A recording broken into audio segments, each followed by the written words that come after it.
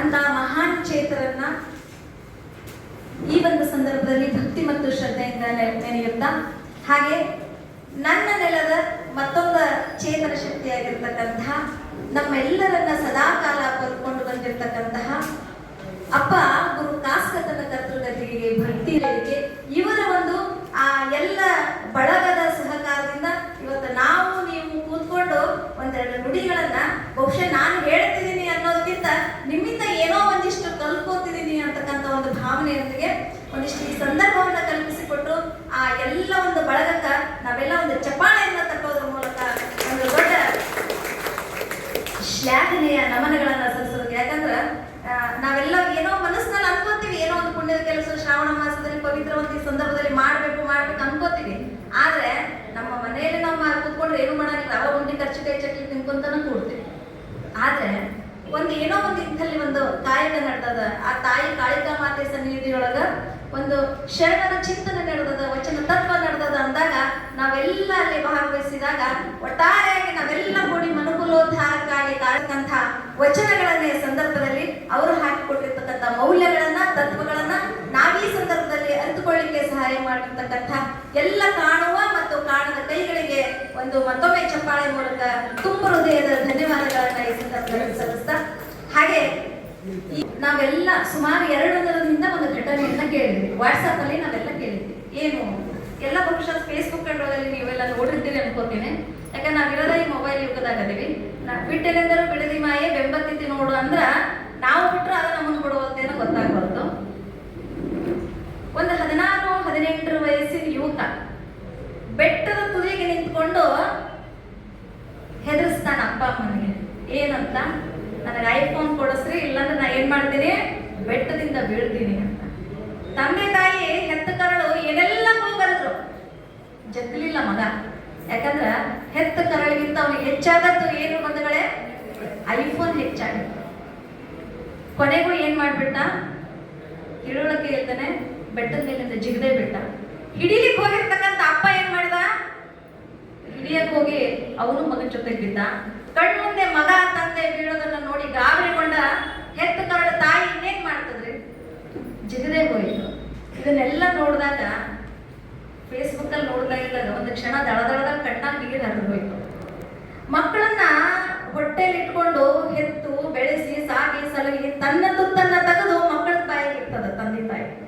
ತನ್ನ ಜೀವನವನ್ನ ತೊರೆದು ತನ್ನ ಬಾರಿಯನ್ನು ಹರಿದ್ರು ಚಿಂತೆ ಇಲ್ಲ, ಮಕ್ಕಳಿಗೆ ಒಳ್ಳೆ ಬಟ್ಟೆಗಳನ್ನ ಸಾಕ್ಸ್ಗಳನ್ನ ಕೊಟ್ಟು ಲಕ್ಷ ಕೊಟ್ಟು ಮಕ್ಕಳನ್ನ ನಾವು ಶಾಲೆಗೆ ಹಾಕಿ ಬೆಳೆಸ್ತೀವಿ ಬಂಧುಗಳೇ. ಆದ್ರೆ ಇವತ್ತು ಮಕ್ಕಳು ತಂದೆ ತಾಯಿ ಮುಂದೆ ಕಣ್ಮುಂದೆ ಹಿಂಗ ಆಗ್ತಾರ ಅಂದ್ರ ಇದು ನಮ್ಮ ಬದುಕಿನ ಪಯಣ ಇವತ್ತು ಎಲ್ಲಿಗೆ ಸಾಗ್ತಾ ಇದೆ, ಯಾಕೆ ಹೀಗಾಗ್ತಾ ಇದೆ ಅಂತ ಒಂದು ಕ್ಷಣ ನಾವು ನೀವೆಲ್ಲ ಯೋಚನೆ ಮಾಡಿದಾಗ ನನಗನ್ಸಿದ್ದು ಗೊತ್ತುಗಳೇ, ನಮಗೆ ಏನೋ ಒಂಚೂರು ಮೌಲ್ಯಗಳ ಕೊರತೆ ಆಗಿದೆ ಏನೋ ಅಂತ. ಆ ವಚನಗಳಲ್ಲಿರ್ತಕ್ಕಂಥ ಸಾಹಿತ್ಯದಲ್ಲಿರ್ತಕ್ಕಂಥ ಮೌಲ್ಯಗಳನ್ನ ನಾವೇನಾದ್ರೂ ಅರಿತುಕೊಂಡು ನಮ್ಮ ಮಕ್ಕಳಿಗೂ ಬಾಲ್ಯದಿಂದ ಮೂಡಿಸಿದ್ದೇ ಆದರೆ ಬಹುಶಃ ಇಂತಹ ಪ್ರಸಂಗಗಳನ್ನು ನಾವು ಬಹಳಷ್ಟು ಎದುರಿಸಲಿಕ್ಕಿರ್ಲಿಲ್ಲ ಅನ್ನುವ ಒಂದು ನನ್ನ ಒಂದು ಭಾವನೆ. ರೋಗಹರ ಬಸವಾದಿ ಶರಣರು ಅಂತ ಕರಿತೀವಿ. ಇವತ್ತಿನ ಅನೇಕ ಮಹಾ ರೋಗಗಳು ಸಹಿತ ಲಿಂಗ ಪೂಜೆಯಿಂದ ಅವು ಪರಿಹಾರ ಆಗ್ತಾವು ಅನ್ನೋದನ್ನ ವೈಜ್ಞಾನಿಕವಾಗಿ ಸತ್ಯವಾಗಿ ಕಂಡುಕೊಂಡಿರ್ತಕ್ಕಂಥವ್ರು. ಇದು ಕೂಡ ಸತ್ಯ. ಆ ಲಿಂಗ ಪೂಜೆಯಿಂದ ಎಷ್ಟೋ ರೋಗಗಳು ವಾಸಿಯಾಗ್ಯಾವ.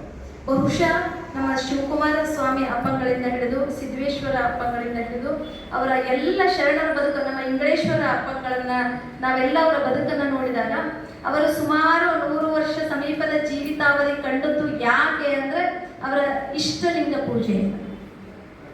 ಅವರು ತಮ್ಮ ಸಾವನ್ನು ಕೂಡ ತಮ್ಮ ಸ್ವ ಇಚ್ಛೆಯಂತೆ ಅನುಭವಿಸಿದ್ದು ಕೂಡ ಇಚ್ಛಾಧಾರಿ ಮರಣಿಗಳು ಅಂತ ನಾವು ಕರಿತೀವಲ್ಲ, ಅಂತಹ ಶರಣರು ಅವರ ಇಚ್ಛಾಧಾರ ಮರಣವನ್ನು ಕಂಡದ್ದು ಹೇಗೆ ಅಂದ್ರೆ ಲಿಂಗ ಪೂಜೆಯಿಂದ.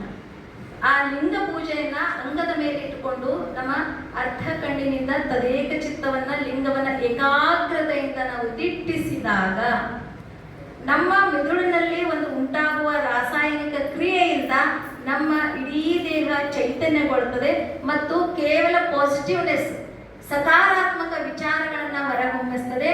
ಇಂಥದ್ರಿಂದ ಆ ಒಂದು ಬಿಡುಗಡೆಯಾಗುವ ರಾಸಾಯನಿಕ ವಸ್ತುವಿನಿಂದ ನಮ್ಮಲ್ಲಿರ್ತಕ್ಕಂಥ ಅನೇಕ ರೋಗಗಳು ನಾಶವಾಗಿ ನಮ್ಮ ಬದುಕು ಚೈತನ್ಯವಾಗ್ತದೆ ಅನ್ನೋದಕ್ಕೆ ಕಾರಣ ಅಂದ್ರೆ ಆ ಇಷ್ಟಲಿಂಗ ಪೂಜೆ, ಅಂತಹ ಮಹಾ ಮೌಲ್ಯವನ್ನ ಜನಮಾನಸದಲ್ಲಿ ಬಿತ್ತಿರ್ತಕ್ಕಂಥ ಶರಣರು ನಮಗಾಗಿ ಒಂದಿಷ್ಟು ಆ ಲಿಂಗದ ಬಗ್ಗೆ ವಚನವನ್ನ ಕೊಟ್ಟರು.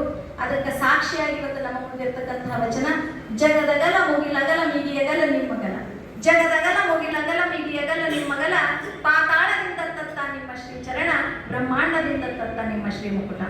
ಅಗಮ್ಯ ಅಗೋಚರ ಅಪ್ರತಿಮ ಲಿಂಗವೇ ನೀವೆಲ್ಲ ತರ ಸ್ಥಳಕ್ಕೆ ಬಂದು ಚುಳುಕಾಗಿರಯ್ಯ. ಹಾಗೆ ಏಕದೇವೋಪಾಸನೆಯನ್ನ ನಮ್ಮ 28 ದೇವರುಗಳನ್ನು ನೆನೆಯೋದಕ್ಕಿಂತ ಇಷ್ಟಲಿಂಗ ಪೂಜೆ ಒಂದನ್ನು ನೀವು ನೆನೆದರೆ ಸಾಕು, ಆ ಭಗವಂತನ ಸಾಕ್ಷಾತ್ಕಾರವಾದೀತು, ಆರೋಗ್ಯವು ವೃದ್ಧಿಸಿತು, ಬದುಕು ಸಮೃದ್ಧವಾದೀತು ಅಂತ ಹೇಳಿಕೊಟ್ಟವರು ಯಾರು ಅಂದ್ರೆ ನಮ್ಮ ಬಸವಾದಿ ಶರಣರು ತಮ್ಮ ವಚನ ತತ್ವದ ಮೂಲಕ. ಅದಕ್ಕೆ ಒಂದ್ ಕಡೆ ಜಿ ಎಸ್ ಶಿವರುದ್ರಪ್ಪನವರು ಹೇಳ್ತಾರೆ, ನಾವು ನೀವೆಲ್ಲ ಕೇಳಿದ್ದೀರಿ, ಎಲ್ಲೋ ಹುಡುಕಿದೆ ಇಲ್ಲದ ದೇವರ ಕಲ್ಲು ಮಣ್ಣುಗಳ ಗುಡಿಯೊಳಗೆ, ಇಲ್ಲೇ ಇರುವ ಪ್ರೀತಿ ಸ್ನೇಹಗಳ, ಇಲ್ಲೇ ಇರುವ ಪ್ರೀತಿ ಸ್ನೇಹಗಳ, ಬದುಕಿಸದಾದೇನೋ ನಮ್ಮೊಳಗೆ, ಎಲ್ಲೋ ಹುಡುಕಿದೆ ಇಲ್ಲದ ದೇವರ ಕಲ್ಲು ಮಣ್ಣುಗಳ ಗುಡಿಯೊಳಗೆ. ಅಂತೆ ನಮ್ಮೊಳಗಿರ್ತಕ್ಕಂಥ ಪ್ರೀತಿ ಸ್ನೇಹ ಅಂತರಂಗದ ದೇವರನ್ನ ಬಿಟ್ಟು, ಅದಕ್ಕೆ ಹೇಳಿದ್ರು ಕಲ್ಲು ದೇವರು ದೇವರಲ್ಲ, ಮಣ್ಣು ದೇವರು ದೇವರಲ್ಲ, ನಿನ್ನೊಳಗೆ ಸುಳಿಯುವ ಆತ್ಮ ದೇವರು ಅಂತ ಹೇಳಿ ನಮಗ ಬಸವಾದಿ ಶರಣರು ತಮ್ಮ ತತ್ವದ ಮೂಲಕ ನಮಗ ಹೇಳಿಕೊಟ್ಟಾರೆ. ಹಾಗೆ ಮತ್ತೋರ್ವ ಇನ್ನೊಂದು ಅಂದ್ರೆ ಜಂಗಮ ದಾಸೋಹ ಸೇವೆ ಅಂತಕ್ಕಂಥ ಒಂದು ತತ್ವ. ಬಹುಶಃ ಬಂಧುಗಳೇ, ನಿಮಗೆಲ್ಲ ಗೊತ್ತಿರುವಂತ ವಿಚಾರ, ನಮ್ಮ ಬದುಕಿನೊಳಗ ನಾವೆಲ್ಲ ದುಡಿದು ಶ್ರಮಪಟ್ಟು ಗಳಿಕೆ ಮಾಡಿದ್ದನ್ನ ಅದನ್ನ ನಾವು ಬಳಕೆ ಮಾಡಿ ಉಳಿಕೆ ಆದದ್ದು, ಗಳಿಕೆ ಮಾಡಿ ಬಳಕೆಯಾಗಿ ಉಳಿಕೆಯಾಗಿದ್ದು, ಆ ಉಳಿಕೆಯಾಗಿರ್ತಕ್ಕಂತಹ ಒಂದಷ್ಟನ್ನ ನಾವು ದಾಸೋಹ ಸೇವೆಗಾಗಿ ಸಲ್ಲಿಸಿದಾಗ ನಮ್ಮ ಬದುಕು, ನಮ್ಮ ದುಡಿಮೆ, ನಮ್ಮ ಕಾಯಕ ಸಾರ್ಥಕವಾದಿತ್ತು ಎನ್ನುವ ನಿಟ್ಟಿನಲ್ಲಿ ಒಂದಷ್ಟು ದಾಸೋಹ ಸೇವೆಗಾಗಿ ನಾವೆಲ್ಲ ನಮ್ಮ ಒಂದಿಷ್ಟು ಉಪಯೋಗ ಏನೋ ಒಂದಷ್ಟು ಯಾವ ರೀತಿಯಾದ ತನು ಮನ ಧನ ಸೇವೆಗಳನ್ನು ಸಲ್ಲಿಸುವ ಮೂಲಕ ಒಂದು ಮೌಲ್ಯವನ್ನ ಕಟ್ಟಿಕೊಳ್ಳೋಣ ಅನ್ನುವ ನಿಟ್ಟಿನಲ್ಲಿ ಬಹಳಷ್ಟು ಮೊದಲ ನನ್ನ ಕಡೆಯಿಂದ ಚಪ್ಪಾಳೆಯನ್ನು ತರುವ ಮೂಲಕ ಧನ್ಯವಾದ. ಹಾಗೆ ಮತ್ತೊಂದು ಮಹಾಮೌಲ್ಯ ಅಂದ್ರೆ हमारे इस चैनल को ज़्यादा से ज़्यादा सब्सक्राइब करें, लाइक करें और सब लोगों के साथ शेयर करें. Thank you.